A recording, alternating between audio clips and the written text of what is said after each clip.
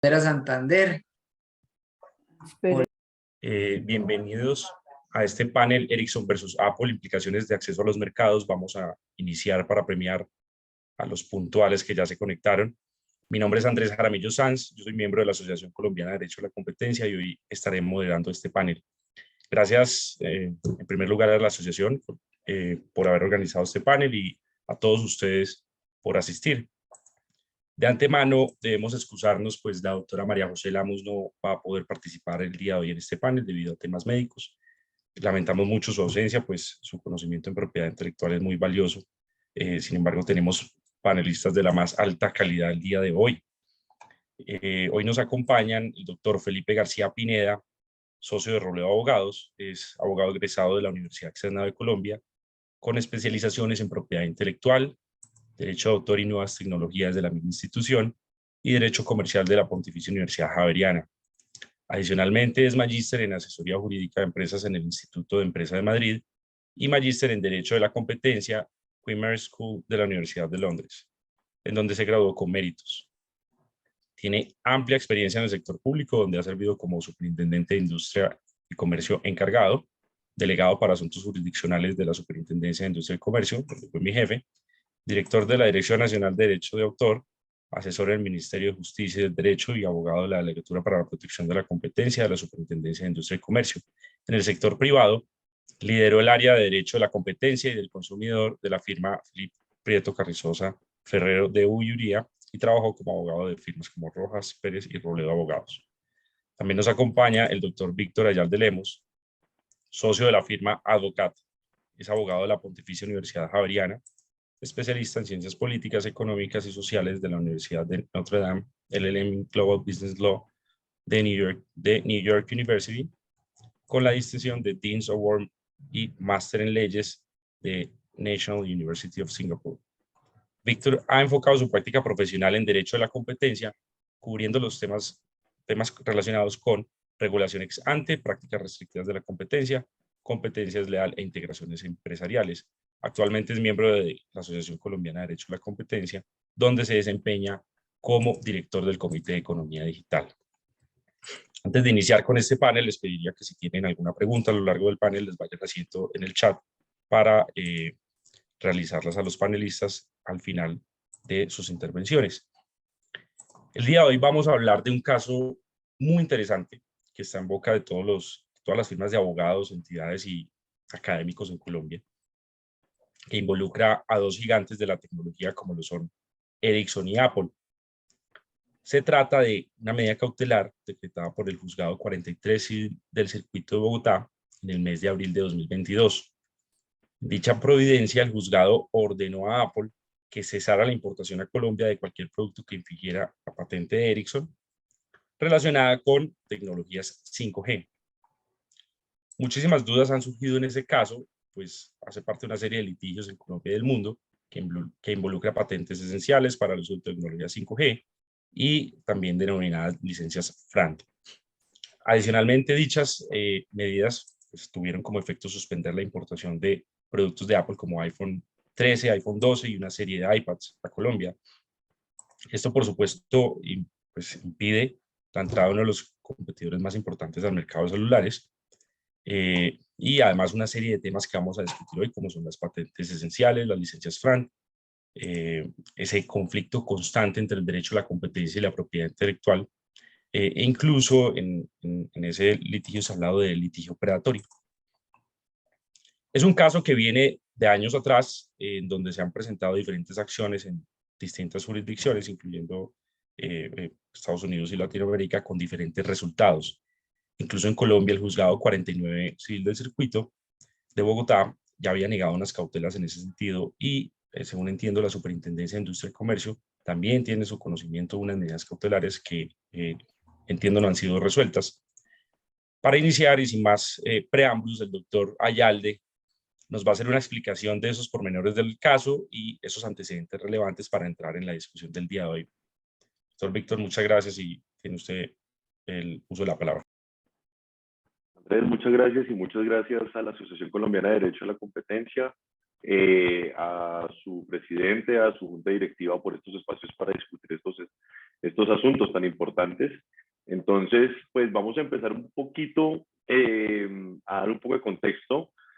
Con Felipe creo que vamos a tratar de suplir un poco la ausencia que se generó por parte de la delegada de propiedad intelectual, pero vamos a entrar en materia. Entonces, básicamente, cuando tenemos una patente lo que hace es que identifica cuáles son las características esenciales de un producto o de un método y se otorgan unas reivindicaciones o unas protecciones sobre eso mismo.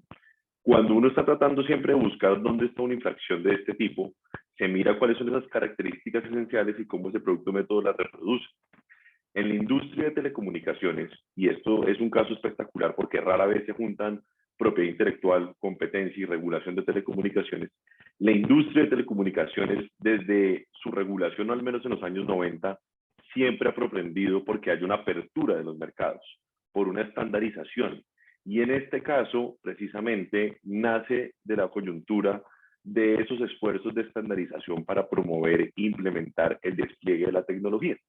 Eso es un mercado que ha venido avanzando de una competencia estática, donde se competía por precio y costo, hacia una competencia dinámica, donde cada vez los valores agregados y la calidad resultan muy importantes. Y vamos a ver cómo esto aterriza en este caso. Esas organizaciones van creando una serie de estándares que a través de esas organizaciones de estandarización, que están agrupadas en el Third Generation para fijar los estándares de comunicación, sí han venido haciendo varias iniciativas y grupos de trabajo. Estos grupos de trabajo lo que hacen es generar algunos, digamos, entendimientos entre la academia, entre la industria, entre los técnicos, para establecer cuáles son esos principios que son esenciales y tratar de eliminar algún tipo, digamos, de beneficio que se podría generar por la presencia o el tamaño de un país o de una empresa dentro del mercado y se llegan a ciertos estándares. En el marco de esos estándares, yo puedo, dentro de ese estándar o ese método que se configure, tener la protección de una patente o una reivindicación que toque parte de ese estándar. Y eso genera que las personas o los titulares de esas patentes levanten la mano y le digan a estos órganos de estandarización: señor, yo tengo una patente que resulta esencial y en consecuencia pues levanto la mano para ponerlo en conocimiento público. Esa es una autodeclaratoria que uno realiza y eso genera que se generen unas obligaciones. Esas obligaciones son las de ofertar el acceso a la patente por, digamos, sus siglas en inglés, en Fair, Reasonable and Non-Discriminatory Basis. O sea, es bajo unas condiciones razonables y no discriminatorias, que viene de un tema que ahora Felipe nos va a explicar muy bien de dónde viene esa doctrina.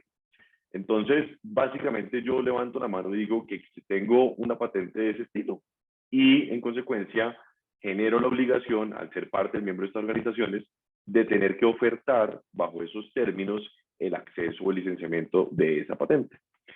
Ericsson tiene la patente 36031, que es un método que es esencial dentro del estándar 5G, que lo que hace es que permite medir la calidad del servicio.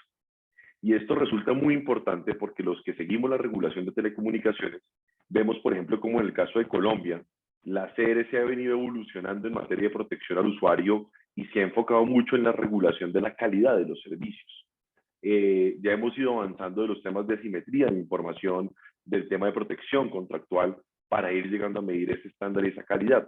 Y atado con lo que yo decía ahora, de que el mercado se ha ido abandonando esa competencia por precio, donde al principio lo más importante era proveer unos servicios económicos, cada vez nos enfocamos más en la calidad. Hoy en día vemos cómo esto se ve en el ofrecimiento de los proveedores de redes y servicios de telecomunicaciones, que lo que buscan es proveer la mejor señal, la conectividad para las personas es muy importante.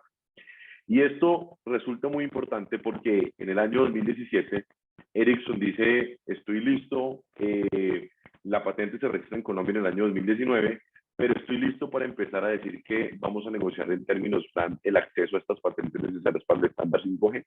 Como todos ustedes conocen, el estándar 5G aún no ha sido implementado en Colombia. En algunos países están en esos procesos, pero es muy relevante. El estándar 5G mayoritariamente se enfoca en teléfonos celulares, pero no son los únicos dispositivos. El estándar 5G es fundamental para implementar el Internet of Things o el Internet de las Cosas, porque vamos camino a que hayan muchos dispositivos que estén conectados a este medio. Sin embargo, claramente telecomunicaciones sigue siendo el ámbito más importante y los teléfonos móviles en el cual se utilizan. Resulta que las partes, Ericsson y Apple, tenían una historia un poco compleja porque ellos, a pesar de que ya habían llegado en algunos momentos a unos acuerdos globales de licenciamiento, habían tenido que pasar por litigio. Y había tenido que pasar por un litigio precisamente respecto del uso de las licencias de un lado y del otro para los estándares de 2G, 3G y 4G.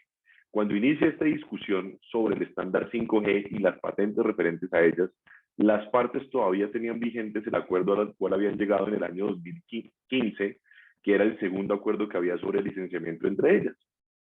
Dentro, digamos, parte de la discusión y la negociación que ellos estaban teniendo, estaban discutiendo si realmente esto era una patente esencial o no, y todos estos detalles pues ya los vamos a cubrir más adelante. No llegan a un acuerdo, y al no llegar a un acuerdo, se dan una serie de situaciones complejas. Apple había hecho una publicación de cuáles eran sus términos para negociar este tipo de licencias. Las partes habían, por ejemplo, Ericsson manifiesta que había venido negociando esto por lo menos un año antes de que se venciera con suficiente tiempo para evitar un escenario de vencimiento del acuerdo global y de tener que iniciar acciones. Y todo esto, digamos, se viene presentando. Y entonces, a finales del año 2021, en el marco de las últimas ofertas entre las partes, se radica una demanda en el Distrito Este de Texas. Es muy importante esta corte, porque esta corte ya se había referido antes a un caso muy similar que se ha presentado entre Ericsson y Samsung, un año y medio antes de estos hechos. Y este es un distrito que se había conocido porque, pues, a partir del análisis económico propio que realizan los jueces norteamericanos, había tomado una serie de decisiones que van a estar ligadas con un tema que vamos a analizar, que es el ejercicio abusivo de las acciones legales. De hecho, en ese caso se pronunció frente a una decisión de los tribunales en China. Y ese mismo caso hace que el pronunciamiento de los jueces hoy en Colombia sea equivalente a esa misma disputa. Estamos en el centro de una controversia global donde se van a decidir los derechos entre Ericsson y Apple. Lo que ocurrió con China en Ericsson y Samsung va a estar ocurriendo con Colombia en estos momentos entre Ericsson y Apple. Entonces, tal y como lo veníamos diciendo, las partes presentan sus acciones y en marzo se realiza una audiencia donde se está fijando un poquito el cronograma del caso, donde se van a fijar las partes, cómo se van a llevar, y las partes llegan a un acuerdo. Dicen, la decisión que se tome en el distrito este de Texas va a ser vinculante a nivel global. Es decir, aquí se van a determinar bajo los términos bajo los cuales se va a licenciar esto en términos globales. Luego, ellas mismas dicen, mire, para nosotros es muy importante decidir esto, entonces Ericsson dice, yo creo que es importante adelantar la fecha de juicio, y estos son un poco, digamos, los temas que van generando los argumentos de un lado del otro respecto a la forma como ellos van presentando las acciones. En efecto, lo que pasa en Colombia es que se presentan varias solicitudes de medida cautelar, o eso es lo que hemos entendido, y es el Juzgado 43 Civil del Circuito de Bogotá quien admite la solicitud de estas medidas cautelares, y esto involucra dos temas. Uno, las medidas para proteger esa patente, la reivindicación que existe, que si no me equivoco mal es la reivindicación 13 de esta patente, y también se toma una decisión, y es que no se le debe permitir a Apple iniciar acciones que prevengan a Ericsson poder iniciar acciones para proteger su propiedad industrial o su propiedad intelectual, su propiedad industrial, para ser más precisos. Este auto es decretado en Colombia y contra él se presenta un recurso de reposición y una acción de tutela. Ambos en este momento, digamos, estamos pendientes de que se decida la impugnación de la tutela. La tutela se presenta porque cuando se falla en contra de Apple y se le ordena salir del mercado, hay unos temas laterales del monto de la caución, hay unos temas laterales, digamos, de qué pasa con el peculum in mora, el hecho de que se hubiera rechazado en otros jueces porque no se había logrado acreditar la infracción de la patente en este caso. Y pues con base en esto uno dice, un segundo, ¿qué está pasando aquí? Porque es que esta medida cautelar, digamos, o eso que se llaman los anti-suit injunctions, que son unas acciones que se utilizan mucho en el caso de patentes, del hold-up de patentes, es decir, ¿usted cómo es que me va a prevenir a mí iniciar esas acciones y ejercer mis derechos de protección? Y eso es muy relevante porque precisamente devolviéndonos a lo que ocurrió en el distrito este de Texas, en algún momento, cuando se presentó el debate entre Ericsson y Samsung, Samsung logró en China que le decretaran unas medidas cautelares que prohibían a Ericsson iniciar acciones para hacer valer sus derechos de propiedad intelectual sobre sus patentes de 3G y 4G. Y Ericsson alega ante el distrito este de Texas que esa decisión de Samsung está quitándole competencia a la Corte en Estados Unidos y que eso va en contra de lo que las partes quieren al someter ese litigio en la Corte de Estados Unidos. Entonces, la Corte de Estados Unidos en efecto toma una decisión bajo una moción que se presenta y le dice a Samsung que Samsung no va a poder ejecutar esas medidas cautelares y no va a poderlas ejecutar porque para poder continuar ejerciendo o actuando de buena fe debería evitar quitarle competencia a la corte a la cual los dos ya se han acercado. Y esto es, digamos, un poco lo que ocurre en este caso porque hay un entendimiento de las partes de cómo se debe proteger o cómo deben actuar para poder salvaguardar esa competencia que le están entregando a partir del acuerdo realizado en marzo ante el distrito este de Texas. ¿Qué tenemos entonces? Tenemos un caso en el cual se está debatiendo la esencialidad de la patente y esto viene de la mano con que se ha hecho un análisis en varias partes o en varios litigios y dicen, pues como esto es una autodeclaración, parte del tema que tenemos que analizar e investigar es realmente esa patente sí es esencial y todo quien utilice ese estándar, como el estándar 5G, la estará infringiendo. Número uno. Número dos, las obligaciones FRAND. ¿En qué consisten esas obligaciones actualmente? Nosotros vemos que Ericsson ha hecho una oferta y Apple ha considerado que esa oferta no es vinculante. ¿Cuál es el comportamiento bajo los parámetros de FRAND del que se espera de las partes? Tercero, la reticencia. ¿Es Apple un licenciatario reticente? En efecto, ¿está ejerciendo o está dilatando estas negociaciones? Ericsson cita que hay muchos antecedentes que demuestran que esto es una conducta habitual por parte de Apple y cita los antecedentes antes de llegar a su segundo acuerdo y ve cómo la necesidad de ejercer sus acciones son necesarias para proteger sus derechos. Recordemos que aquí estamos parados en algo que protege la innovación y que protege los desarrollos y el riesgo que corren las empresas o las personas para hacer estos desarrollos. Entonces la reticencia es otro punto muy importante. Si existe o no existe infracción, pues como este es un régimen donde más o menos estamos obligados a hacer una oferta o no, hay algunos que dicen, pues realmente lo que usted es obligado es a contratar, entonces no se puede hablar de una infracción. Ese es un debate que se está realizando y pues claramente el tema de cómo esto afecta el despliegue de 5G, si tiene una implicación para los mercados o afecta al mercado y realmente si se puede hablar o no de ejercicio abusivo de los derechos de acción. Con esta introducción, pues le quiero dar la palabra a Felipe para que nos diga cuáles pueden ser los impactos o los aspectos relevantes de esa intersección que se presenta en este caso entre propiedad intelectual, competencia y regulación.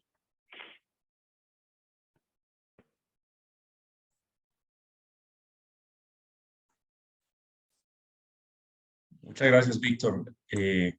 Muy completa su intervención, sin duda. Este caso tiene muchas particularidades por ser tan necesaria esta tecnología, ser o no ser tan necesaria esta tecnología para acceder a las redes 5G. Doctor García, la negativa a otorgar una licencia o mejor aún, este caso implica que Apple no pueda acceder al mercado con esos productos. Desde el punto de vista de la teoría del derecho a la competencia, se habla de la negativa a contratar cuando se tiene posición de dominio como una práctica restrictiva a la competencia. También las patentes podrían ser asimiladas a instalaciones esenciales a las cuales no se podría negar acceso de manera injustificada. ¿Qué nos puede decir sobre esa relación entre un derecho de exclusiva como es la patente y el derecho a la competencia y en especial ya llegando a este caso concreto del que estamos hablando? Bueno, muchas gracias Andrés y a Víctor por la introducción y a todos los presentes. Yo creo que este caso sin duda pone hoy en día en la lupa de todos los que nos dedicamos a la propiedad intelectual, al derecho a la competencia, un debate que de tiempo atrás se ha venido dando en el mundo, pero que hasta ahora creo yo que tardíamente llega a nuestro país. Y es en la práctica cómo es esa interacción Yo no sé si es una relación tormentosa, pero por lo menos sí es una relación en donde existen algunas fricciones que hacen que el derecho de la competencia y los derechos de propiedad intelectual tengan una interrelación bastante, pues bastante, por lo menos, debatible en cuanto a los alcances de los derechos. Y en este caso en particular miren ustedes, sobre la forma como se ejerce o cómo se aplica un derecho de propiedad intelectual, lo que en inglés se conoce como el enforcement de ese derecho, que en este caso una medida cautelar que no es nada diferente a un enforcement, a una aplicación de un derecho de propiedad intelectual, lleva a toda una discusión desde el punto de vista del derecho de la competencia, del acceso al mercado de un potencial competidor o de un proveedor, la posibilidad que tiene un jugador importante de poner esos bienes en el mercado. Pero antes de entrar en las preguntas concretas que usted hace, yo creo que vale la pena dar un paso atrás y hacer algunas consideraciones generales. En primer lugar, lo mencionó Víctor, estamos en presencia de un valor, o si se quiere, de un objetivo de alto valor de todas las economías del mundo hoy en día, que es la innovación. Cuando estamos hablando de derechos de propiedad intelectual, intrínsecamente tenemos la promoción de la innovación y el deseo que tiene un país como política pública de fomentar en el país que haya innovación. Y las empresas, los particulares, que son los que normalmente invierten dinero en la innovación, lo hacen en la mayoría de los casos, habrá algunas excepciones, pero en la gran mayoría de los casos lo hacen porque tienen una racionalidad económica, que no es nada diferente a obtener un provecho, una utilidad de ese ejercicio de innovación, de invertir recursos económicos, administrativos, de personas, de tiempo, en desarrollar un nuevo producto, una nueva tecnología.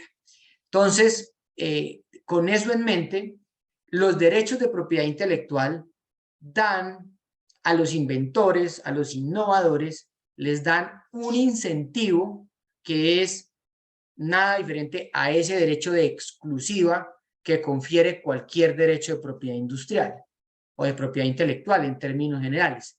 Es decir, la facultad que yo tengo como propietario de ese derecho, y miren ustedes que la propiedad intelectual no es diferente a cualquier otro derecho de propiedad, y es que yo tengo la posibilidad o de usarlo, de utilizarlo para mí solito, o permitirle a terceros o impedir que terceros lo usen. Es decir, a través de unas licencias, facultar a terceros para que ellos hagan una explotación, un uso de ese bien mío, de ese bien inmaterial, de ese derecho de propiedad intelectual, o simplemente impedirlo que cualquier tercero sin mi autorización lo haga de esa manera. Y además aquí hay un punto muy importante, y es que los innovadores, las empresas que están en el negocio de la innovación, requieren que ese derecho además sea aplicable, que sea posible de manera forzosa exigir su cumplimiento. De nada sirve que tengamos en abstracto, teóricamente, un derecho consagrado en una ley, pensemos en la decisión 486, y que ese derecho, ante una violación o ante una infracción que yo considere que está sucediendo en el mercado, no pueda yo hacer tomar una acción relevante para proteger ese derecho. Hay otro punto importante aquí a tener a consideración, y es que en el proceso de creación de invenciones o de creación de hecho de bienes asociados a la propiedad intelectual, sea una película de Hollywood, una nueva medicina, una nueva variedad vegetal, generalmente es un proceso costoso, en donde los porcentajes de éxito son bastante bajos.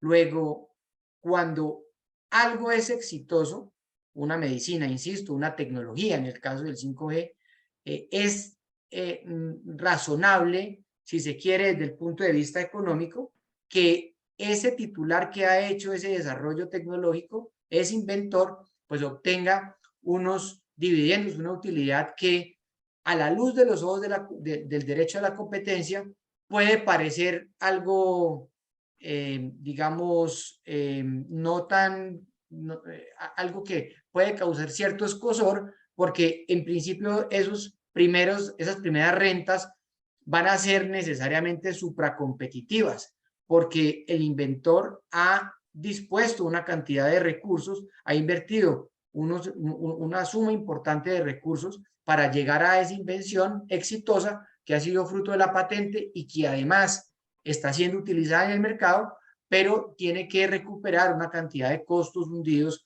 que ha invertido en el desarrollo de esa invención. Y aquí es entonces donde empieza esa intersección entre los derechos de propiedad intelectual y el derecho de la competencia, porque los derechos de propiedad intelectual le brindan precisamente, si se quiere, y aquí voy a poner entre comillas, un monopolio a ese titular, y cuando digo entre comillas es porque es un monopolio sobre el uso de su derecho, más no necesariamente un monopolio en el mercado, y aquí hay una decisión, aquí hay una precisión o una diferenciación que es necesario hacer y más adelante entro en ella. Y ese monopolio sobre el uso de su derecho, insisto, le permite sacar, excluir que terceros entren a utilizar esa patente o ese derecho de propiedad intelectual. En el caso que estamos discutiendo, ya lo decía Víctor, estamos en el caso de una denominada patente esencial para un estándar, CEP por su sigla en inglés, en donde pues normalmente hay estas asociaciones que desarrollan estándares y acogen pues unas tecnologías que, hay que decirlo, tienen un efecto procompetitivo, porque van a permitir el desarrollo de esas industrias, en este caso de la industria de las telecomunicaciones, a través de la implementación de unos estándares para el caso, por ejemplo, del 5G, y principalmente lo que buscan es la interoperabilidad. Si no existiera esos acuerdos que desarrollan los estándares, pues sería muy difícil un desarrollo uniforme de las industrias en donde se producen. Y detrás de ese estándar que adopta esta asociación, normalmente hay tecnologías que han sido exitosas y que por lo tanto normalmente tienen, insisto, pues unos derechos de propiedad intelectual, unas patentes detrás. Entonces, el desarrollador, el innovador ofrece, se compromete normalmente bajo una relación contractual o un acuerdo que hace con estas asociaciones para ofrecer unas licencias bajo términos FRAN. Ya lo decía Víctor, Fair, Reasonable and Non-Discriminatory Terms, que son justos, razonables y no discriminatorios. Claro, en abstracto ese término pues suena bastante bien, pero en la práctica lo que sucede o lo que puede suceder y ha sucedido muchas veces en otras jurisdicciones y que es este caso en particular, pues estamos frente a una discusión de precisamente qué se entiende por esos términos. Es decir, hay hay un distanciamiento entre el derecho, entre el deseo de pagar una suma de dinero o el valor de la licencia que está dispuesto a pagar el implementador, en este caso Apple, y el valor al que está dispuesto a licenciar el desarrollador o el inventor, en este caso Ericsson. Si eso pasa, Entonces la pregunta es, ¿qué hacemos? ¿Qué se puede hacer? ¿Qué puede hacer el uno y otro? Y para entrar en el tema, digamos, de derecho a la competencia es, la pregunta de fondo es, ¿debe el derecho de la competencia entrar a dirimir estas controversias? Cuando hablo de derecho de la competencia es el derecho antitrust, no el derecho a la competencia desleal, porque yo creo que eso es una discusión aparte. Es decir, como política pública, la autoridad de competencia debe entrar a interferir bajo una política de derecho a la competencia en esta controversia.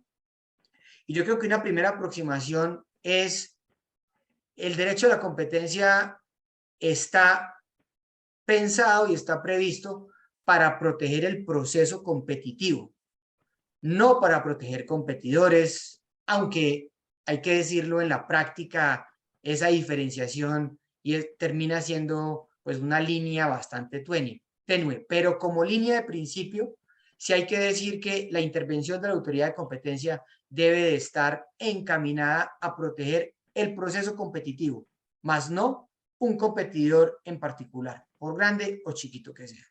Dicho eso, saltan entonces pues, varios puntos a analizar desde el punto de vista del derecho a la competencia. Lo primero que hay que decir es que si se quiere aguas arriba, cuando se desarrolla ese acuerdo de estandarización, pues un primer comentario muy rápido para mencionar que pues nuestra ley de competencia establece que hay una excepción para esos acuerdos. Piensen ustedes que ahí en esos senos, en esos cuerpos de estandarización están sentados competidores en donde se están acordando, se están poniendo de acuerdo sobre ciertos estándares y adoptando ciertas tecnologías que implican dejar otras por fuera. Luego, eso que en principio puede tener alguna problemática desde el punto de vista del derecho a la competencia, pues ya está, digamos, zanjada la discusión vía la excepción del artículo 49.2 del decreto 2153 y de la cartilla de acuerdos de colaboración entre competidores que expidió la SIC. Dicho eso, entramos entonces a analizar si quien se rehúsa a licenciar puede estar incurriendo en una práctica restrictiva de la competencia. Y ahí yo creo que hay que ver el análisis desde por lo menos tres ópticas diferentes. La primera es desde un abuso de posición dominante. Y entonces eso nos lleva a la discusión de si hay o no, si el titular de una patente tiene o no tiene posición dominante en el mercado. Y la respuesta, como siempre en estos casos, es que pues hay que ver la situación particular, hay que hacer un análisis caso por caso, porque lo que sí estoy convencido es que quien sea titular de una patente no necesariamente tiene posición de dominio en el mercado. El monopolio sobre el uso de la patente no es necesariamente el monopolio en el mercado. Y aquí hay un ejemplo bastante reciente que creo yo ilustra el punto. Miren ustedes las vacunas para el COVID. Que yo tenga conocimiento, hay por lo menos 8 o 10 vacunas, las más conocidas, Pfizer, Moderna, la de Moderna, la de Janssen, la China, en China creo que hay como 2 o 3. Entonces, si bien Pfizer, para poner el ejemplo, tiene monopolio sobre su vacuna, no tiene, creería yo, pues por lo menos aparentemente o así, digamos, en un análisis rápido, pues no, uno no podría decir que tiene posición de dominio porque por lo menos hay 4 o 5 competidores más.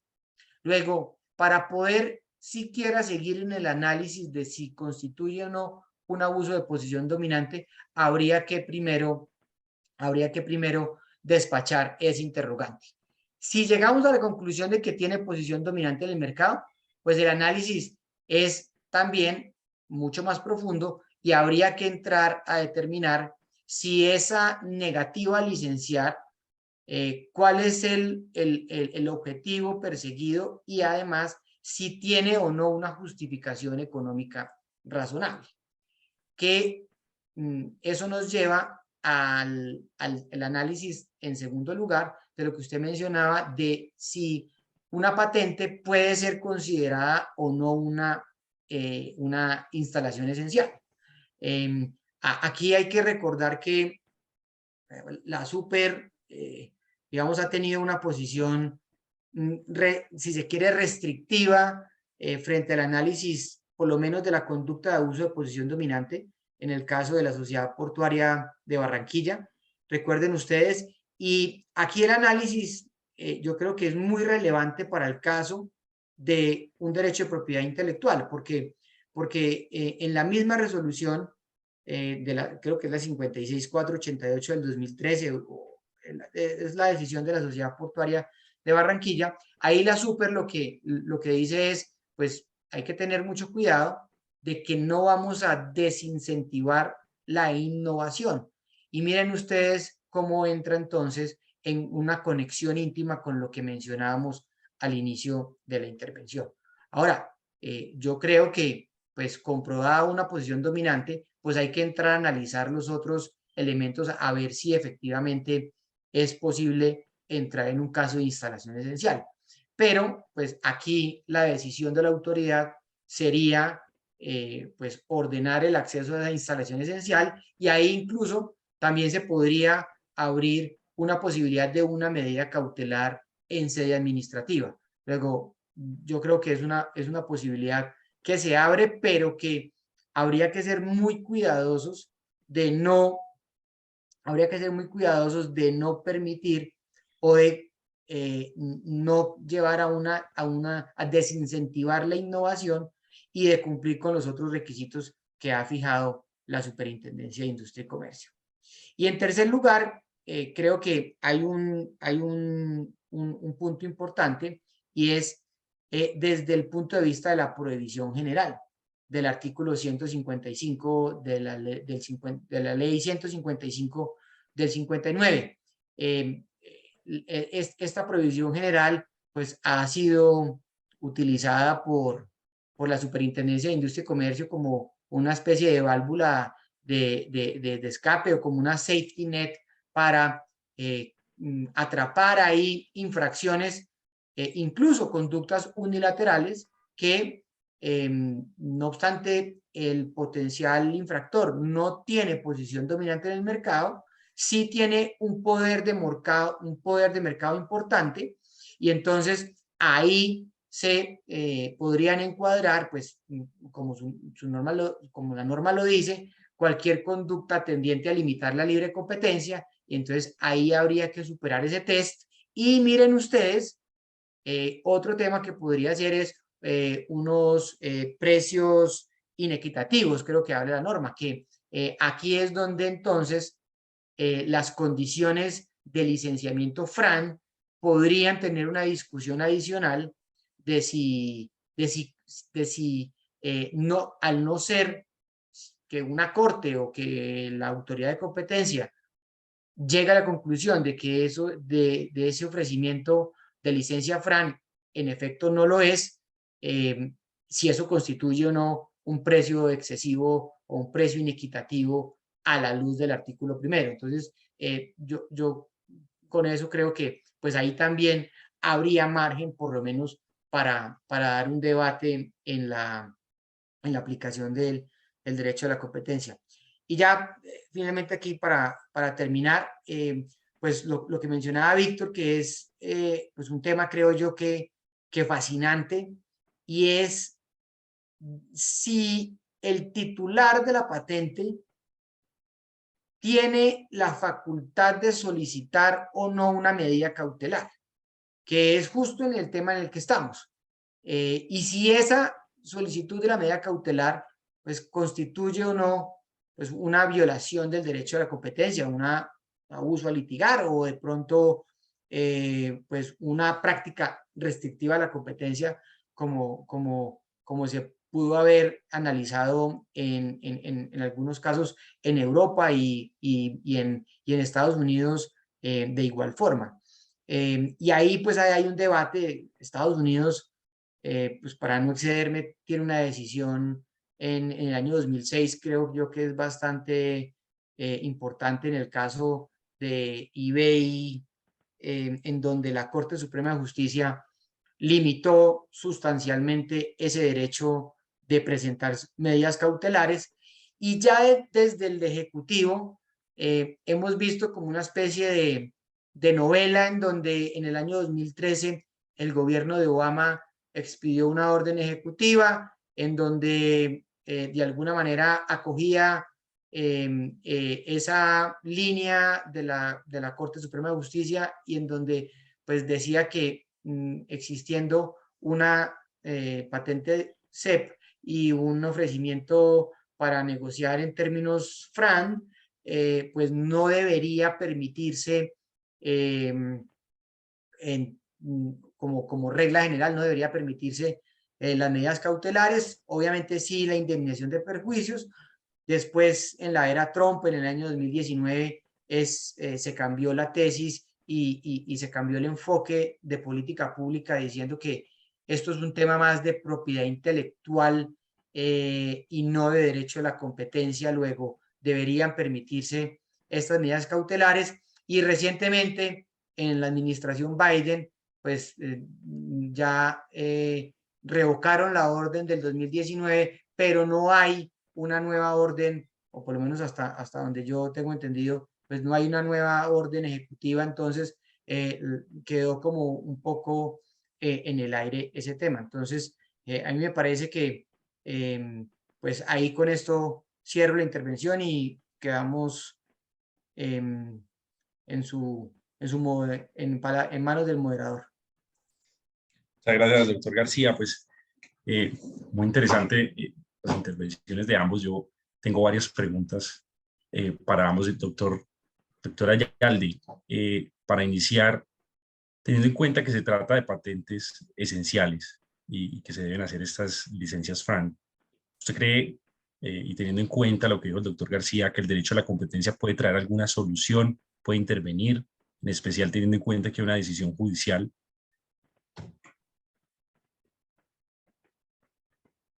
Sí, muchas gracias, Andrés. Yo que veo aquí, entonces nosotros, digamos, como lo decía en la parte introductoria, todo el tema de regulación en materia de telecomunicaciones, y es un poco lo que yo inspira este licenciamiento FRAN, es ampliar los mercados. Y se busca con la estandarización, digamos, en estas industrias, generar economías de escala y economías de red. Y las economías de red existen en la medida en que haya más usuarios montados en el estándar o dentro de la red, aumentan los beneficios para cada uno de sus usuarios. Es lo que ocurre en las tarjetas de crédito, es lo que ocurre en las redes de telecomunicaciones. Entonces, cuando vamos a entrar a mirar la interacción del derecho a la competencia con este tema, hay que ver o hay que hablar de la teoría del daño. La teoría del daño claramente, pues uno lo puede identificar con los competidores que no pueden comercializar sus productos o no pueden entrar a desarrollar, porque entonces entramos en la discusión si bajo el licenciamiento FRAN, quién va a tener o no acceso equitativo a los ingresos que se van a generar, qué es un porcentaje que debe ganar el titular de la patente y cuánto el integrador. Y entramos en todas esas discusiones. Pero a la teoría del daño también debe involucrar, y en mi opinión, no solamente a los competidores, sino también eventualmente el daño sobre los consumidores. Y viene la demora del acceso a los consumidores a estos estándares y a la tecnología. Ahí hay una alternativa de la teoría del daño, de si hay una teoría o no sobre el mercado. Es un tema que hay que entrar a analizar. Claramente hay que proteger la innovación, pero la innovación debe llegar a los usuarios para que el sistema cumpla su función. Si nosotros lo que estamos haciendo es generar una protección sobre una serie de derechos, pero esos derechos no están llegando a cumplir su función en el mercado o llegar a los consumidores, puede que esté fallando un poco las finalidades del sistema de propiedad intelectual, y ahí entonces ahí entra una interrelación con el derecho a la competencia. ¿Qué veo yo? Pues la licencia, uno dice, es esencial, y está toda la teoría que te explicó muy bien, Felipe, que yo no quiero repasarla porque no creo que deba entrar en nada más de lo que él te explicó de las instalaciones esenciales, que le implicó en amplitud. Sabemos que el tema de instalaciones esenciales se está tratando de aplicar en las empresas de tecnología o a las grandes tecnológicas con el tema de sus datos, y si estamos hablando del acceso a datos desagregados o datos ya elaborados que pueden ser secretos empresariales. Hemos visto regulación en el sector energético y en otros sectores de tratar de acercarse a esos elementos de propiedad que son como una propiedad como cualquier otra, para ver si eso puede ser considerado una instalación esencial. Pero yo creo que un buen punto de análisis es, yo tengo derecho a proteger mi patente, pero es que esa protección o ese ofrecimiento de las patentes viene del ejercicio de un derecho, y para mí aquí la pregunta transversal en este caso es, ¿se están ejerciendo los derechos que tienen cada una de las partes con un interés legítimo? ¿Cuál es ese interés legítimo? Para que aplique la teoría del abuso del derecho, uno siempre requiere 3 elementos: que exista el derecho, que se ejerza formalmente, lícitamente ese derecho, pero que haya una desviación, extralimitación en contra de la finalidad de lo que existe en ese derecho. Entonces, yo aquí digo, a mí me llama la atención, o un tema que me llama la atención en este caso es la esencialidad de la patente. Es claro que las partes lo estaban discutiendo, si era esencial o no esencial, y es una discusión porque muchas partes se autodeclaran como esenciales y entran en estas negociaciones. Ahí habrá un primer acto y vamos a ver entonces cómo yo considero que hay temas de competencia desleal que pueden terminar entrando aquí en el derecho de prácticas restrictivas de la competencia. Segundo, aquí hay un contrato inicial o hay una convención cuando yo pertenezco a estas organizaciones, y es que yo estoy comprometiéndome como dueño de la patente con la organización a ofrecer la licencia en términos razonables, donde hay unos beneficiarios que son unos licenciatarios que la van a utilizar. Y ahí entonces, ese derecho que tengo yo o la forma como yo ejerzo esa oferta, hay una primera teoría de uso del derecho. Pero eso puede dejarnos en un tema, digamos, de la aplicación de los reglamentos de esas organizaciones o en temas contractuales. Hay una decisión que uno dice, listo. Entonces, ¿cuándo podemos ver, por ejemplo, un ejercicio abusivo del derecho? Lo vemos, por ejemplo, en protección al consumidor, cuando tenemos la teoría del error evidente. Cuando hay un error evidente en el precio y el consumidor lo conoce y lo sabe y trata de que le amparen ese interés legítimo de apropiarse de un bien, generando un enriquecimiento sin justa causa, la superintendencia ha sido clara en que ese no lo puede amparar. Y ahí no está para proteger a los consumidores, a pesar del error en el que incurrió el productor. Entonces, en nuestro derecho tenemos algunos antecedentes en materia de la Superintendencia de Industria y Comercio de ese ejercicio, digamos, ilegítimo de esos derechos en una relación asimétrica. Y esta es una relación simétrica. Entonces requiere un estándar mucho más bajo de análisis de cómo se ejercen esos derechos. Hay una resolución muy famosa en el 2019 de la Superintendencia porque analiza cómo una industria tradicional incumbente empieza a desplegar actos de competencia desleal, actos de descrédito e inducción a ruptura contractual en contra de una nueva tecnología, unos nuevos entrantes. Es el caso de Fedoptómetras y de Lentes Plus.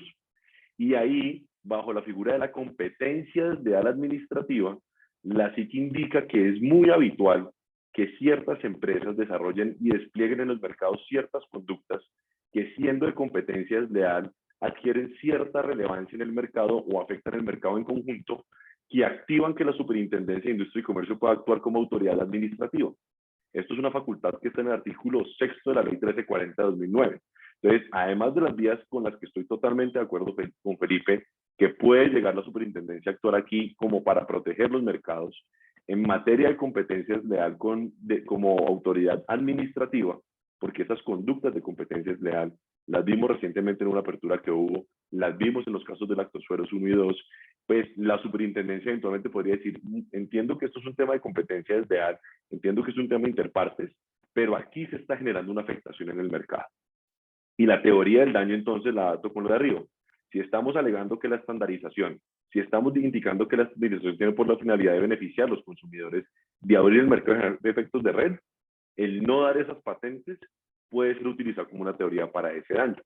Y hay otro efecto muy importante ya de política pública, como lo decía Felipe, que me gustaría abordar, y es si debe uno entrar en el derecho a la competencia que actuar, o cuál es el rol de la SIC como juez en materia de facultades jurisdiccionales o en sede administrativa.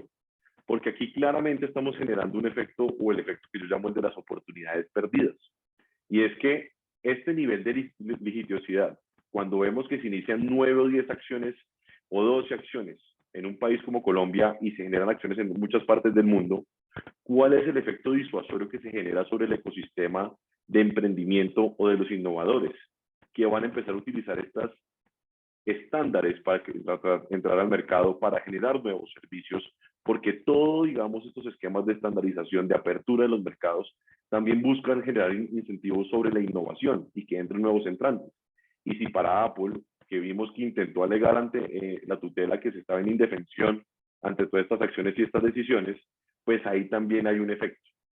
¿Qué es la pregunta? ¿Deben actuar la superintendencia o tener un efecto sobre los mercados? Es un tema de análisis por parte de la superintendencia claramente. ¿Que puede existir teoría del daño sobre el mercado? Yo creo que se puede construir. ¿Que existen excepciones? Ya las mencionó Felipe, existen excepciones. ¿Qué es lo importante aquí? Diferenciar y entender muy bien si esa política pública, porque al final del día yo sí veo que el derecho a la competencia hoy en día, tratándose de nuevas tecnologías, también busca lo que llamaba Schumpeter la innovación destructiva. Y es que estamos en unos mercados de un solo ganador. Y la única forma de que llegue otro ganador a competirle es con la presión de que le va a quitar eso con un producto mejor. Las tecnológicas que hoy en día están liderando los mercados es porque tienen un mejor producto, porque han logrado asumir. Entonces, todo este ejercicio abusivo de acciones y todo lo demás está en el centro del debate. Y a mí me parece, como dice Felipe, estamos llegando tarde al debate. El debate ya se viene dando hace mucho tiempo y hay que separar muy bien el debate de propiedad intelectual, que será dentro del juzgado, será en los escenarios legales, de ese efecto, de ese ejercicio, de esas acciones que puedan estar teniendo sobre el mercado. Y la teoría del daño al mercado, en mi opinión, también debe abarcar el efecto sobre el acceso de los consumidores y el despliegue de la infraestructura y de la tecnología 5G. Gracias, doctora Yarley. Doctor García, una pregunta sobre lo que usted hablaba sobre las patentes esenciales y las licencias FRANDES. ¿Cómo llega ya esto al régimen de la decisión 486 de 2000 y cómo podría esto interpretarse o matizarse con el régimen de las licencias obligatorias en Colombia? A ver, aquí como nuevamente empiezo con un comentario general y creo que toca tangencialmente lo que decía Víctor. Yo creo que un innovador, cuando hablo de innovador, es el titular de una patente que decide licenciarla y no utilizarla solo él la quiere licenciar. Es el interés de ese innovador licenciar y sacar un provecho económico de la puesta en el mercado de esa patente. Y eso sucede, creo yo, en especial en casos como este, en donde pues, se ha adoptado como un estándar esa tecnología.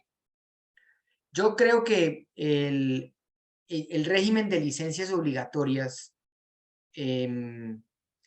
pues hay que verlo nuevamente desde varias perspectivas. Desde el punto de vista de la regulación de la decisión 486, desde el punto de vista de la propiedad intelectual, yo creo que hay que ser supremamente cautelosos en utilizar ese mecanismo para casos en donde estamos frente a una discusión de esta naturaleza. En Colombia, y aquí la memoria me puede fallar, pero creo que no hay antecedentes de licencias obligatorias. En el mundo creo que son bien pocas y cuando han sucedido entiendo que la experiencia no ha sido la más favorable. El régimen andino tiene un régimen estricto para conceder licencias obligatorias que yo me atrevería a decir que para este caso no se cumplen con los requisitos previstos en la decisión andina, en los artículos 60 y pico y siguientes de la decisión 486. En el mundo se ha utilizado también como un mecanismo ya por las autoridades de competencia, mire usted, no como un mecanismo del derecho de la propiedad intelectual. Se ha utilizado las licencias obligatorias de patentes, que yo tenga entendido, en dos escenarios especiales o particulares. El primero es en integraciones empresariales, en donde como un condicionamiento a esa integración se impone la obligación de licenciar ese derecho de propiedad intelectual. Entonces miren ustedes que ya no es bajo el ropaje de los requisitos del régimen de propiedad intelectual, sino que es como una medida o un remedio a una concentración económica que se está dando en el mercado y se impone esa obligación de licenciar esa patente. O cuando hay un acuerdo, una terminación de mutuo acuerdo, bien sea en Colombia sería bajo el esquema de garantías, o en otras jurisdicciones, pues bajo acuerdos con autoridades de competencia en donde el investigado asume esa obligación. Miren ustedes entonces que esta licencia obligatoria ya sale un poco del régimen de propiedad intelectual y se impone por la autoridad de competencia, e implica cierta voluntariedad por parte del titular de la patente. Porque si yo acepto el condicionamiento en un trámite de integraciones, pues estoy dando mi autorización para autolimitar mi derecho de patente. Y si acepto la terminación, digamos, anticipada de una investigación, pues de igual manera estoy dando el beneplácito para desprenderme, así sea parcialmente, de esa prerrogativa de derecho exclusiva. Y eso es importante porque, vuelvo al punto, promover un régimen de licencia obligatoria, es decir, puro y duro de propiedad intelectual, es supremamente riesgoso, porque pues entramos en los terrenos de desincentivar la innovación y de poner en riesgo ese derecho de propiedad que es una patente y que pues es importante proteger a mi juicio, a mi forma de verlo.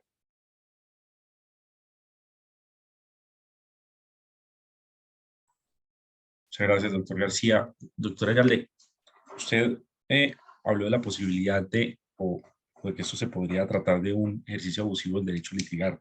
También nos habló de los anti-suit injunctions como una de las órdenes que dio el juzgado de no iniciar acciones ante autoridades extranjeras que pudieran impedir la patente que tiene Ericsson en Colombia.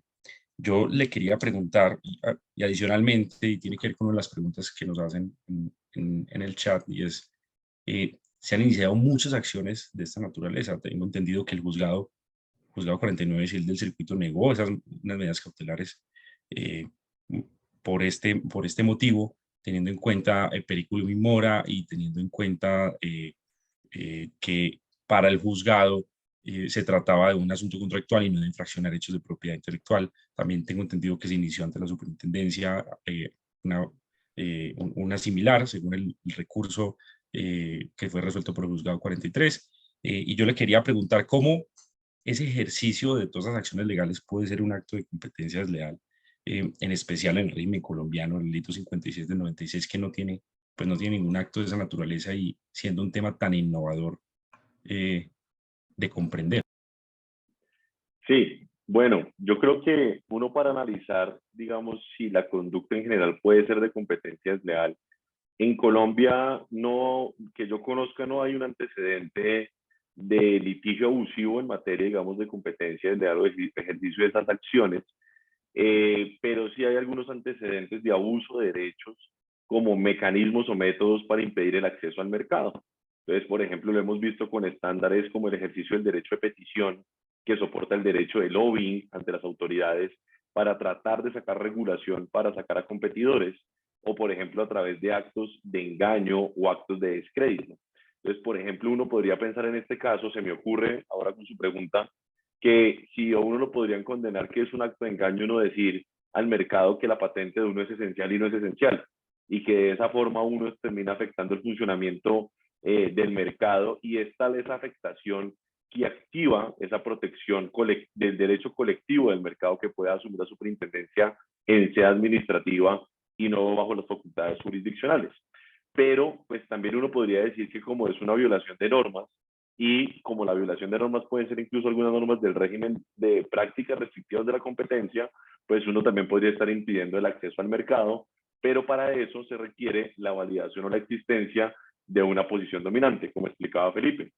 Una cosa es el monopolio que otorga la patente sobre el ejercicio de su derecho, y lo que yo tengo entendido es que pues si hay un mercado grande de acceso, digamos, el mercado, la definición del mercado es totalmente diferente al del derecho de propiedad intelectual, no va a ser siempre el mismo. Entonces puede que la empresa ni siquiera pueda tener ahí, como el ejemplo de las vacunas, que me parece perfecto, una posición dominante. Entonces tendría uno que eventualmente tratar de recurrir a una, digamos, violación del artículo primero, lo cual me parece un poco más complejo de llegar. Pero digamos que si se hace un análisis de la definición de mercado y hay una posición dominante, pues uno podría eventualmente ver que esto puede ser una forma de impedir una acción para impedir el acceso al mercado por parte de un tercero. Recientemente tuvimos el fallo sobre el artículo 19 de la ley 256, donde se habla de las cláusulas de exclusividad para monopolizar, caso que tuvo una decisión en primera instancia en la superintendencia, una en segunda instancia contraria en el tribunal, pero básicamente digamos que esas pueden ser un poco las avenidas que uno podría decir o que podrían existir en materia para no decir, bueno, aquí puede entrar a actuar la superintendencia, pero son bastante elaboradas. Yo creo que es más un tema de política pública y decidir como país qué vamos a establecer, cómo mantenemos esos incentivos para la innovación, qué es la innovación y cómo hacemos para que llegue allá, y cómo entramos a analizar estos temas que nos aterrizaron por este debate. Entonces, aquí falta un tema de definición de política pública, de escenario de cómo nos vemos como país, para ver cómo se alinea esto. Y respecto de los jueces, hay que hacer un análisis económico del derecho de estas decisiones. ¿Qué es el precedente que estoy generando? Al decretar esta medida cautelar, ¿yo estoy protegiendo la innovación, o a lo mejor lo que estoy es ampliando más allá de su alcance estos derechos de estas patentes, y estoy terminando generando un efecto en el mercado que incluso también puede afectar la misma innovación, que es lo que busca proteger el régimen de propiedad intelectual? Sí, adelante, doctor García, si tiene una réplica. No, y sí, más que una réplica, es una reflexión sobre el tema, y es que les decía yo que en Estados Unidos hay ya unos antecedentes. Hay una sentencia de la Corte Suprema de Justicia, hay varios casos en diferentes cortes, hay una orden presidencial del 2013, hay una orden presidencial del 2019, se levantó la orden del 2019 que implica pues de suyo también una actuación de revocar esa orden ejecutiva. Con esto lo que les quiero decir es que en pues, Estados Unidos obviamente es la primera economía del mundo, pero en Europa pasa, yo creo que algo parecido, en donde este tema ha estado en discusión hace pues, bastante tiempo. En Colombia, no. Y entonces, miren ustedes que le llega a un juez del circuito, pues a su despacho, una solicitud de una medida cautelar, el ejercicio de un derecho que está previsto en la decisión 486, en donde una acción de infracción de derechos de propiedad industrial es en realidad bastante simple, entre comillas, porque pues, lo que uno tiene que acreditar es la existencia del derecho y la infracción. Casi que nada más, por lo menos para la medida cautelar. El juez en Colombia creo yo que tiene una gran dificultad para entrar en este análisis que estamos haciendo de unas implicaciones de política pública tangenciales o que entran a jugar parte importante cuando uno escudriña un poco más, porque pues está trayendo discusiones de otras jurisdicciones, discusiones que aquí no se han dado. Luego, ahí hay un reto importante de cómo un juez nacional, si quiere, cómo se trae esa discusión a la aplicación de un caso como estos, en donde lo que hay es, pues, a mi manera de ver, por lo menos hasta donde llega mi conocimiento general, pues el ejercicio de una acción que está prevista en la decisión 486, de un derecho de una patente, en donde quien demanda está alegando una infracción y está proporcionando unas pruebas, por lo menos hasta ese momento, de lo que él considera que es la infracción. Entonces, ahí el tema de la litigación predatoria o una litigación abusiva, una litigación desleal, pues creo yo que pues quien la está, en este caso Apple, que la está alegando, pues creo que tiene una tarea, pues no digo imposible, pero sí tiene una tarea difícil, tiene una carga de la prueba de demostrar que el ejercicio de esa acción legítima que está prevista en la ley va más allá y que cumple con esos requisitos que mencionaba Víctor. Gracias, doctor García. Yo creo que estos son temas supremamente especializados y que sin duda un juez civil de circuito se puede quedar corto. En especial lo que hablaba el doctor Ayalde sobre que necesitan o requieren análisis económico del derecho, en especial para analizar la proporcionalidad de la medida, teniendo en cuenta que si las 5G todavía no están siendo implementadas, la medida cautelar puede ser incluso peor que de pronto que la orden, porque está dejando a una cantidad de consumidores sin esos productos. Y les quería preguntar a los dos cosas, y es si creen que por esa proporcionalidad pudo haber habido otra medida cautelar, o si ameritaba otra medida cautelar, y si esa especialidad que se requiere del juez, pues para eso tenemos las facultades jurisdiccionales de la Superintendencia de Industria y Comercio. Si de pronto el camino para los abogados es mejor o de mejor análisis vía Superintendencia de Industria y Comercio.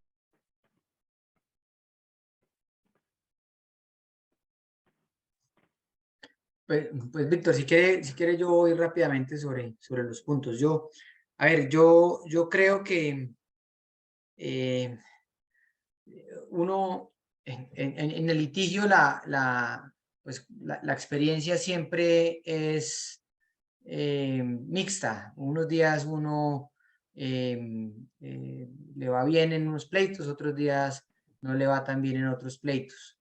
Lo que uno aspira, por lo menos, es que haya una decisión pronta, sobre todo de las medidas cautelares. Y en eso, la sensación que me ha dado a mí por la experiencia reciente que he tenido es que la superintendencia últimamente puede estar tomándose más tiempo del que, en mi opinión, quien acude a demandar espera que se demore.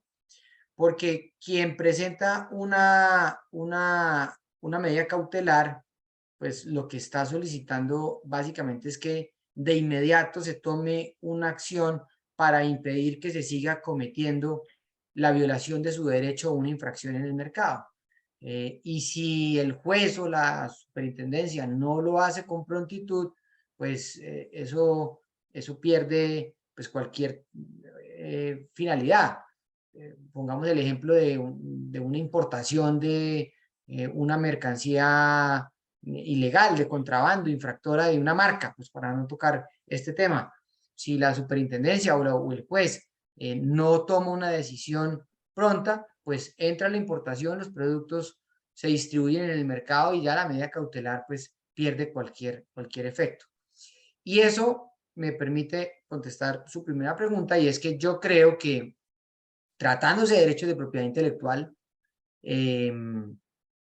así como de competencia desleal, mire usted, pues las medidas cautelares son para remover la infracción en el mercado. Y eso implica muchas veces sacar los productos del mercado. Así sucede en acciones de competencia desleal, en donde hay casos de etiquetas infractoras o casos de propiedad industrial, en donde incluso se ordena sacar del mercado, de los anaqueles de los supermercados y de las tiendas de barrio, cualquier tipo de producto infractor. Entonces, miren ustedes que no solamente implica no poder acceder al mercado, sino que además tienen que desplegar una conducta adicional para retirar del mercado los productos que ya había hecho el demandado, el esfuerzo de ubicarlos y distribuirlos en la geografía nacional. Yo creo que si se cumple con las condiciones para decretar las medidas cautelares, y aquí el juez tiene que ser juicioso en ponderar una caución suficiente, pues no cabe otra medida cautelar a que cese la infracción. Y si la infracción se está cometiendo con la importación de celulares al país, pues hay que prohibir los celulares del país. Si la infracción se está cometiendo con un vehículo que, por ejemplo, no cumple con los estándares de calidad, en el caso de productos defectuosos, pues simplemente lo que hay que hacer es retirarlos del mercado, independientemente del efecto que tenga en la competencia, porque yo siempre digo que la competencia es como un ring de boxeo. Entonces, pues quien se sube al ring de boxeo se expone a que le den golpes. Lo único que no puede recibir es golpes bajos, pero sí puede recibir golpes en la cara, y si él se sube pretendiendo competir deslealmente, pues puede sufrir un golpe que es retirar un mercado, o si quiere competir a través de una infracción de un derecho de propiedad industrial, pues tiene que sufrir la consecuencia. Cosa diferente es si prueba su inocencia, y entonces tiene el demandante ahí sí la obligación de indemnizar los perjuicios. Yo digamos que con eso estoy de acuerdo, y es que la mayoría de estas acciones de competencia desleal y de propiedad intelectual industrial tiene una finalidad de generar unas obligaciones de hacer y no hacer, porque en el tema de indemnización de perjuicios todavía nos falta mucho por recorrer, a pesar de que existen, digamos, ya unas investigaciones preestablecidas, y vemos que hay visos en materia de desarrollar ese tema. Ahora, respecto de la decisión de prohibir al otro iniciar acciones, que me prohíban a mí iniciar acciones, es un argumento que es complejo, y es complejo desde el punto de vista de la lógica, porque es que yo estoy alegando que es ilegítimo que él inicie acciones que no le permitan a mí iniciar acciones, pero sí es legítimo que yo a él le prohíbe iniciar acciones que me prohíban a mí iniciar acciones. Qué pena la confusión, pero es que estos son anti-injunctive relief actions que se presentan. Entonces, ahí es cuando uno ve que esa línea de argumentación, para yo poder validar y lograr esa tutela y esa, digamos, medida cautelar de no ejercer la acción, uno dice, ¿cómo así? Entonces, cuando usted ejerce la acción y presenta la medida cautelar, entonces sí es válido, pero si el otro va a presentar acciones, sí es ilegítimo, y ahí hay una valoración de que ese es interés legítimo o no. Entonces, uno tiene que tener mucho cuidado, digamos, en las indéresis y los jueces, en los precedentes que van a dejar, porque aquí sí realmente aplica, si tumbas el cerco para perseguir al diablo, ¿qué te va a proteger cuando venga el diablo detrás de ti? Porque vemos entonces que hay una serie de precedentes de cuándo es ilegítimo o no el uso de las acciones. Y ahí entonces vemos, sin querer, que en esta medida cautelar uno podría considerar que hay un primer pronunciamiento sobre el ejercicio de acciones como un ejercicio abusivo en materia de derechos de propiedad industrial, porque esa prohibición de que el otro pueda ejercer acciones que me prohíban a mí ejercer acciones es ese primer precedente. Pero claramente, ¿qué creo yo? Hay que confiar tanto en la superintendencia como en los jueces. Claro, nuestro sistema tiene ese tema de las facultades jurisdiccionales, pero en ambos casos tiene que estar en capacidad de poder decidir esto. Yo creo que uno no debe entrar a privilegiar uno u otro, sino que hay que generar más jurisprudencia. Yo vuelvo a lo que dijo Felipe al inicio de nuestra conversación de hoy. Lo que necesitamos es generar precedentes que desarrollen el tema en Colombia. Muchas gracias, doctora Ayalde. Voy a revisar algunas preguntas que nos han dejado en el chat para ya después pasar algunas conclusiones sobre este tema. Nos pregunta Diana Rojas: teniendo en cuenta lo que se ha expuesto, las medidas cautelares de Ericsson versus Apple, ¿se hubiera podido solicitar ante la Superintendencia de Industria y Comercio? Pues esa respuesta creo que ya la respondimos. Es el artículo 24 del Código General de Procesos, si hubieran podido solicitar. Y entendemos que hay unas en este momento tramitándose. ¿Tiene alguna implicación, nos pregunta Oscar Lizarazo, ¿tiene alguna implicación que al parecer la solicitud de medidas cautelares haya pasado por aproximadamente 6 juzgados? Doctora Ayalde, si pronto puede concluir en ese punto. Bueno, yo creo que cada juez es independiente y cada caso es único, y las decisiones interpartes. Que haya tenido implicación de que en otros juzgados se haya fallado de otra manera. Yo creo que los que en sede administrativa, por ejemplo, practican el derecho de propiedad industrial, saben muy bien, por ejemplo, la posición de la superintendencia, que dicen el hecho de que yo haya otorgado en ese momento o no confundir una marca no significa que en este caso yo administre. Y en este caso, digamos que uno diría, pues, ¿qué demuestra ese hecho? Que hay una necesidad de proteger los derechos. Que eso demuestre un carácter ilegítimo, una desviación del derecho de acción. Yo creo que no tenemos en Colombia un precedente claro sobre cuántas acciones pueden constituir un ejercicio abusivo, y hay que sentarlo. ¿Cómo hacemos para definirlo? Me voy al precedente norteamericano. Cuando esto impone una carga excesiva en la otra parte de poderse defender, pues entonces estamos ante, digamos, un tema de ejercicio abusivo. Yo creo que esos no son los criterios que existen en Colombia para uso del derecho. Son unos diferentes. Son una desviación del interés legítimo. Pero la pregunta es, si yo todavía tengo la facultad de presentar una acción varias veces ante un juez, si no existe prejudicialidad, yo puedo intentarlo cuantas veces quiera. Entonces, yo creo que ahí faltan elementos adicionales.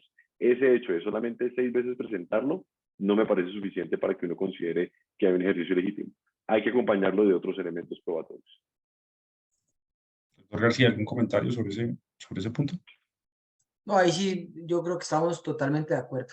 Sí. Y yo insisto en el punto de que, pues, si se está ejerciendo un derecho, ahí está la carga de demostrar, de quien alega que es un ejercicio abusivo de mala fe, demostrar esa mala fe, porque recordemos que en Colombia se presume la buena fe. Entonces, el solo hecho de presentar 6 solicitudes, pues no necesariamente es indicativo, creo yo, solamente de que hay 6 solicitudes, pero eso no demuestra en sí mismo nada desleal o nada abusivo.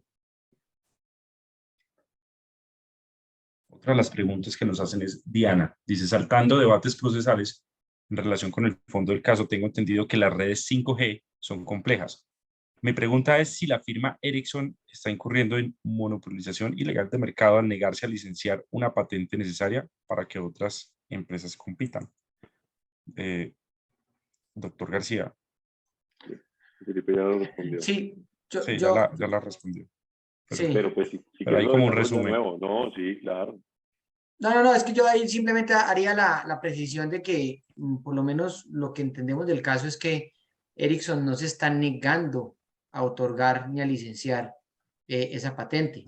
Lo que hay una discusión es sobre los términos FRAN, justos, razonables y no discriminatorios de esa licencia, y la negativa de Apple de pagar el valor de la licencia en los términos que le fueron ofrecidos. Entonces, haría simplemente esa precisión, y que, pues, digamos, no hay una monopolización del mercado, por lo menos como yo lo esté viendo o como yo lo haya visto, y simplemente es ese ejercicio del titular de la patente y del licenciatario que no se han puesto de acuerdo en la licencia.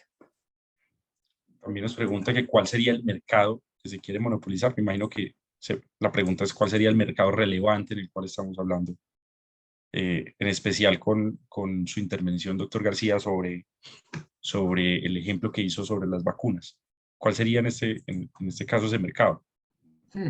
Pues ahí yo casi que me respaldaría en Víctor, que fue el que habló del tema técnico del alcance específico de la patente, porque yo creo que aquí el mercado viene dado por el alcance de la patente.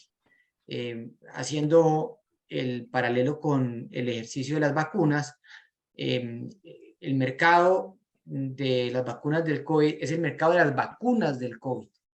Y ahí puede uno inclusive, veía yo en el chat, pues una discusión de si las vacunas tradicionales es un mercado diferente a las vacunas ARN, creo que se llaman, o son el mismo mercado. Y ahí pues digamos que podríamos tener un debate. En mi opinión, aquí muy abuelo de pájaro, yo creería que el mercado es el mercado de las vacunas contra el COVID, en donde participan todos esos jugadores. En este caso habría que ver si esa tecnología pues tiene un sustituto o no tiene sustituto o qué, porque pues, digamos el mercado en principio no pareciera ser el mercado de teléfonos celulares y de tablets. Yo creo que estamos hablando desde el mercado de la tecnología que involucra la patente. No sé si Víctor ahí me quiere echar una No, mano. estoy totalmente de acuerdo en que pues, el mercado se define de la demanda, no es de la oferta. Entonces, digamos, las diferentes tecnologías, ARN mensajero o vacunas tradicionales, no lo van a definir, sino la necesidad que satisfacen. Aquí tendríamos que entrar a analizar si esos indicadores de calidad, que es lo que parte de lo que permite una de las reivindicaciones de la patente involucrada, se puede realizar con tecnología de otras personas. Si ese estándar 5G se puede cumplir con patentes o tecnologías de otros proveedores para determinar cuál es la posibilidad o la fuerza que tiene Ericsson en este mercado. Tengo entendido pues que a nivel mundial Ericsson es uno de los principales, titulares de patentes. Esto representa como un tercio de sus ingresos. Entonces uno pensaría que por regla general en estos mercados, aunque parezcan especializados, pues pueden haber varios proveedores para satisfacer la necesidad. Hay que entrar a mirarlo.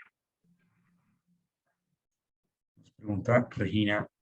Las patentes esenciales son a la propiedad intelectual lo que la servidumbre es al derecho real de propiedad. ¿Qué opina al respecto? Doctora Yaldi. Y las patentes esenciales son Son a la propiedad servidumbre. intelectual lo que la servidumbre es al derecho real de propiedad. Yo creería que en este caso uno hace una autodeclaratoria, digamos, de la esencialidad de la patente, mientras que en materia de servidumbres hay unas que son obligatorias y entramos en la discusión que estábamos hablando. Podemos hablar como instalaciones esenciales, obligatoriedad de contratar en esta materia. Yo creo que todavía estamos lejos de poder hablar de obligatoriedad o instalaciones esenciales y como lo decía Felipe, la autoridad de competencia dice que hay que ser absolutamente cuidadoso en esa definición para no generar ningún tipo, digamos, de desventajas. Entonces, yo creo que no es asimilar. Podemos hablar de la propiedad como la propiedad industrial, pero creo que los mecanismos de protección y las formas de protegerlo, de limitarlo, las limitaciones, las afectaciones, las reivindicaciones funcionan muy diferentes. Entonces, creo que el sistema funciona muy diferente a la protección, digamos, en temas inmobiliarios. García, la siguiente pregunta dice, ¿puede tener la misma protección una patente esencial que una patente no esencial? Me imagino que se refieren Sí, a una a que la no, a una intervención que sobre... no. Sí, pues mi respuesta sería pues casi que formalista desde el punto de vista de la decisión 486, y es que efectivamente la tiene. En Colombia las patentes, el régimen de patentes no discrimina cuál es esencial para un estándar y cuál no es esencial para un estándar. La decisión 486 simplemente establece cuáles son los requisitos de patentabilidad. Cumplidos los requisitos de patentabilidad, te concedemos una patente y concedida la patente, aquí están los derechos que da esa patente. Entonces, yo creo que ahí no hay una diferenciación. Lo que pasa es que, como lo vimos, al momento de ejercer ese derecho en el mercado, ese derecho de exclusiva, puede uno entrar en terrenos más complejos o menos complejos si estamos frente a una patente esencial para un estándar o no. Y casi que diría yo que si no estamos en una patente esencial, pues estamos en un derecho puro y duro, en donde pues casi que no hay discusión del ejercicio de ese derecho de propiedad intelectual, salvo pues los casos de abusos de posición dominante que no tienen que ver con la naturaleza de la patente, sino más bien con la condición que tiene de dominante el titular, y en ese caso pues yo diría que no hay pues casi que una discusión de fondo en nuestro régimen andino. Otra pregunta que nos hacen y que nos hicieron dos de estas preguntas, una que me enviaron por mensaje directo. ¿Qué pasa si la patente es esencial a un estándar que no es operativo en Colombia? Y la otra pregunta que me hacen es, que tiene que ver, es el hecho de que en Colombia aún no se haya implementado la tecnología 5G, ¿afecta la discusión sobre la existencia de la infracción y sobre las posibles discusiones de instalaciones esenciales? Doctor Ayalde. Yo creo que son dos discusiones separadas. Un tema es el tema de la infracción y es estar utilizando o comercializando teléfonos que puedan funcionar bajo ese estándar. Entonces, la lista de productos que se entrega para que uno diga, estos son los productos que están violando este estándar porque tienen estas características esenciales, pues uno podría decir, aunque no esté funcionando el estándar 5G, usted ya está comercializando, utilizando productos que utilizan parte de la patente y creo que ahí estamos claramente en una infracción, porque los productos ya, aunque el estándar no esté funcionando, los productos ya están involucrando la tecnología y eso es lo que hay que entrar a analizar. Que si eso afecta o no afecta, digamos, la discusión desde el punto de vista de mercado, pues lo que uno dice es el hecho de sacar teléfonos que puedan utilizar esta tecnología reduce la oferta de teléfonos que van a poder comprar los consumidores, aumenta los precios que sí van a ser compatibles con esta tecnología y reduce los beneficios o los efectos de red que buscan esos precisamente los establecimientos estándares dentro de la industria de telecomunicaciones. Entonces, ese es un poquito el efecto que veo yo respecto a eso. Doctor García, ¿usted tiene alguna opinión distinta? ¿O No, yo un estoy de comentario acuerdo. sobre ese punto? No, estoy de acuerdo con Víctor ahí. Bueno, pues si alguien tiene alguna pregunta adicional, pues sería el momento. Yo quisiera pedirle a ustedes de manera muy breve, en 5 minutos, resumir un poco o hacer sus conclusiones al respecto de este tema y todo lo que hemos discutido el día de hoy. Como unas breves conclusiones y pues muchas gracias a todos. Bueno, sí, como yo le quisiera dar la palabra a Felipe para que concluya y yo lo sigo. Pues yo insistiría en que la innovación es un objetivo de alto valor, tanto para la propiedad intelectual como para el derecho a la competencia. Y entonces hay que balancear ambos regímenes de manera tal que promover la innovación, que en últimas es la que va a generar más beneficio a los consumidores, las autoridades cuando intervengan tengan ese objetivo de alto valor en mente. El derecho a la competencia, el derecho a propiedad intelectual está pensado para concederle a su titular una prerrogativa, un derecho exclusiva que parece odioso a los ojos de quien no lo detenta, pero que es absolutamente necesario para generar incentivos para que ese innovador, para que ese inventor se dedique a eso, invierta recursos, desarrolle esa nueva tecnología. Y si solamente vemos desde el punto de vista del implementador, pues puede haber una ruptura de esos incentivos para innovar. Yo diría que es un balance que difícilmente se logra encontrar, pero que es el que hay que buscar necesariamente y que pues el derecho a la competencia a los que nos gusta pues nos suena mucho que intervenga en este tipo de asuntos, pero creo yo que la intervención de la autoridad de competencia debe ser bastante cautelosa, porque una decisión en cualquier sentido puede dar un mensaje equivocado al mercado, que en últimas es lo que debe proteger, insisto, que es el proceso competitivo y no un competidor particular. Gracias. Yo comparto pues todo lo que Felipe nos dice y creo que es muy importante esa reflexión tanto por parte de las autoridades en sede administrativa como por parte de los jueces o las autoridades con facultades jurisdiccionales. Y es pensar muy bien el precedente y los efectos que estamos generando nosotros en el mercado con ciertas decisiones. No entro a decir en esta decisión yo lo que considere, sino los posibles efectos de este tipo de decisiones, y en todas las jurisdicciones ven con mucha cautela el decretar estas medidas en este tipo de litigios. Otro tema que también me parece muy importante es siempre tener en consideración la naturaleza ya internacional o global que siempre tenemos en estos mercados y en este tipo de decisiones. Vemos cómo en Estados Unidos la Corte en efecto está diciendo este es un tema que es transversal e impacta a la industria. Y aunque esto puede ser interpartes entre Ericsson y Apple, al final del día esto va a generar una serie de precedentes, no solamente en Colombia, sino en otras partes del mundo y dentro de la industria, cómo se comportan y cómo se llevan a cabo estas negociaciones. Entonces, uno tiene que entrar a analizar muy bien esos efectos antes de tomar cualquier decisión, siempre teniendo en cuenta que la finalidad de los dos regímenes se pueden unir. Al final del día, entre más competencia, más promovemos a que las empresas en este sector de tecnología tengan que ser inventivas, tengan que innovar, y eso en ese momento empata con el régimen de propiedad industrial. Bueno, pues muchas gracias a todos por su participación, por su asistencia a este panel. Gracias a los asistentes. Muchas gracias, doctor García, doctor Ayalde. Muy valiosas sus intervenciones. Sin duda, este es un tema que dará mucho de qué hablar y esperaremos las decisiones que vengan de los superiores para ver en qué termina esta historia.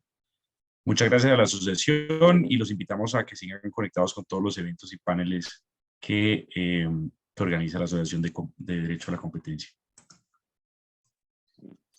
Gracias a todos, hasta luego. Gracias a todos, hasta luego. Hasta luego.